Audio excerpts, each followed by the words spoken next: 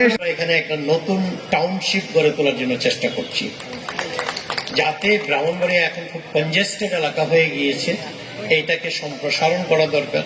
আমরা নদীর ওই পারে টাউনশিপটা গড়ে তোলার জন্য চেষ্টা করছি। আর পুরুলিয়া খালের দক্ষিণ পাশে আমরা অ্যাপার্টমেন্ট প্রজেক্ট করব, অনেকগুলো অ্যাপার্টমেন্ট করে দিব, এবং সেই অ্যাপার্টমেন্টগুলো হয়ে গেলে পরে আমাদের, বিশেষ করে আমি যখন প্রবাসে যাই, আমার প্রবাসী বন্ধুরা অনেকেই আমার কাছে বলেছেন যে এটা যদি হতো ভালো হতো, আমরা সেটা করে নেব ইনশাল্লাহ। এবং তিতাস নদীর উপরে আরেকটি ব্রিজ করে মেড্ডা অঞ্চল দিয়ে করব, এবং আপনার এই শহরের পূর্ব পাশ দিয়ে, এই শহরের পূর্ব পাশ বা তিতাস নদীর পশ্চিম পাড় ধরে আমরা একটা রাস্তা করার চেষ্টা করছি, যেটা পৃথিবীর আধুনিক শহরগুলোতে আপনি দেখতে পাবেন যে নদীর পাড়ে কিভাবে শহর গড়ে ওঠে।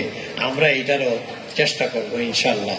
তো এমনিতেই শেখ হাসিনা সড়ক অনেকের জন্য একটা দর্শনীয় সড়ক হয়েছে, ইনশাল্লাহ আগামী তো আমরা এই কাজগুলো করব। আর